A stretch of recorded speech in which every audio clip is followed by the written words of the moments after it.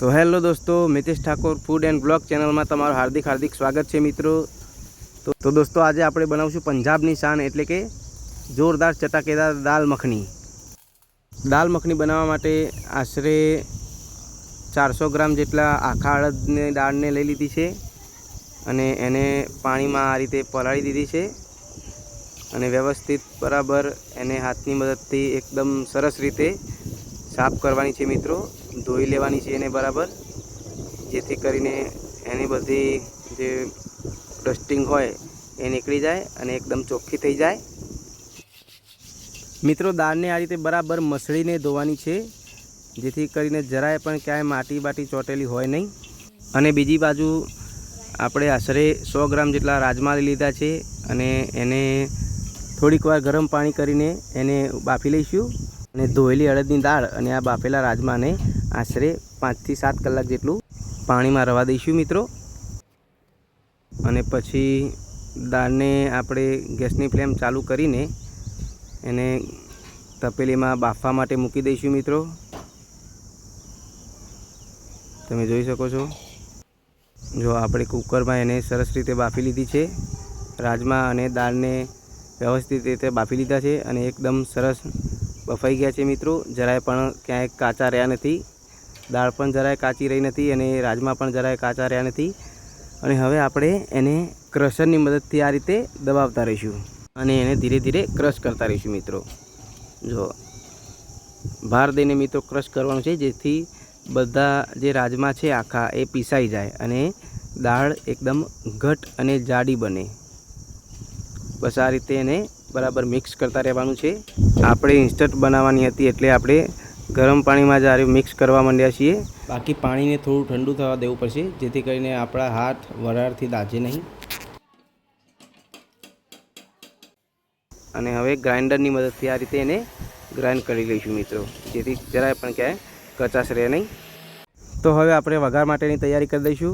तो आशरे 2 થી 3 परी जेटलुं आपणे तपेलीमां तेल नाखी दईशुं मित्रों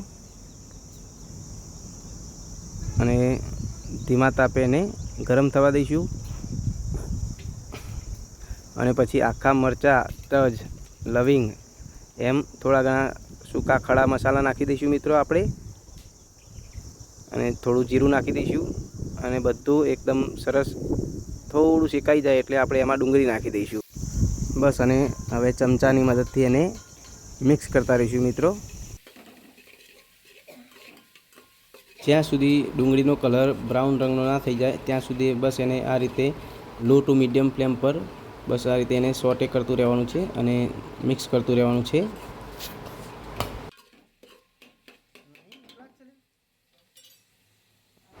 થોડી વાર માટે આપણે ઢાંકણ ઢાંકી દઈશું। 2-3 મિનિટ પછી ઢાંકણ ઉગાડીને જોઈશું તો તમે જોઈ શકો છો કે ડુંગળી સરસ રીતે બ્રાઉન રંગની થઈ ગઈ છે અને થોડી વાર મિક્સ કરી દઈશું એને। અને હવે પછી આપણે જે આદુ લસણની પેસ્ટ બનાવી હતી એને પણ અંદર એડ કરી દઈશું અને ચમચાની મદદથી એને પણ આ રીતે વ્યવસ્થિત રીતે મિક્સ કરતા રહેવાનું છે મિત્રો। બસ ધીરે ધીરે સોટે કરતા રહેવાનું છે મિત્રો। આપણે જે ટામેટાની પ્યોરી બનાવી હતી આપણે એક પછી એક એમાં બધા મસાલા એડ કરતા રહીશું। સૌથી પહેલાં તો ચપટી હળદર નાખી દઈશું, પછી નાની 2-3 ચમચી જેટલું મરચું નાખી દઈશું, લાલ મરચું પાવડર। અને પછી એમાં ચપટી મીઠું ને ધાણા જીરું પાવડર ને ગરમ મસાલો ને કિચન કિંગ મસાલો એવું બધું આપણે ટામેટાની પ્યુરીમાં જ નાખી દઈશું। અને ટામેટાની પ્યુરીને આ બધો ગરમ મસાલો બધું મરચું મસાલો બધું આપણે ડુંગળીની અંદર નાખી દઈશું અને સરસ રીતે એને બરાબર મિક્સ કરતા રહીશું। અને ગેસની ફ્લેમ એકદમ લો ટુ મીડિયમ રાખવાની છે, જેથી કરીને આપણે વઘારનો મસાલો છે એ તળિયે ચોંટે નહીં અને જરાય પણ એમાં એવો ટેસ્ટ ના આવે। તમે જોઈ શકો છો કેવો સરસ કલર આવી ગયો છે મિત્રો।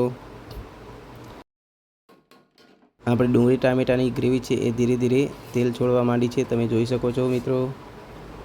પાણી બધું ઓબ્ઝર્વ થઈ ગયું છે અને તેલની તળી ધીરે ધીરે બહાર આવવા લાગી છે, તમે જોઈ શકો છો। એકદમ પરફેક્ટ વઘાર થઈ ગયો છે। જો બસ આ રીતે તમારે વ્યવસ્થિત રીતે પરફેક્ટ વઘાર કરતા રહેવાનું છે। જેથી કરીને તમારી દાલ મખની જોરદાર બનશે. આ સ્ટેપ ખૂબ જ જરૂરી છે મિત્રો. અને બસ એને થોડા ચમચીની મદદથી વ્યવસ્થિત રીતે ફરીથી મિક્સ કરતા રહેવાનું છે, જેથી કરીને મસાલામાં ક્યાંય થોડી ઘણી કચાશ રહી ગઈ હોય એ દૂર થઈ જાય. મિત્રો, આપણે રાજમા અને અડદની દાળને જે બાફીને રાખ્યા હતા, હવે આપણે એ આ વઘારમાં એડ કરી દઈશું. ધીરે ધીરે બધું જ અંદર નાખી દેવાનું છે. થોડું આપણે પાણી ઉમેરીને અંદર નાખી દેવાનું છે અને ચમચાની મદદથી એને હલાવી દેવાનું છે. તમે જોઈ શકો છો કેટલી ઘટ અને રસેદાર દાલ મખની આપણી રેડી થવા જઈ રહી છે. કલર પણ ધીરે ધીરે સરસ આવવા લાગ્યો છે મિત્રો. જો એકદમ હોટલ જેવી, રેસ્ટોરન્ટ જેવી દાલ મખની આપણે ઘેર બનાવી દીધી છે.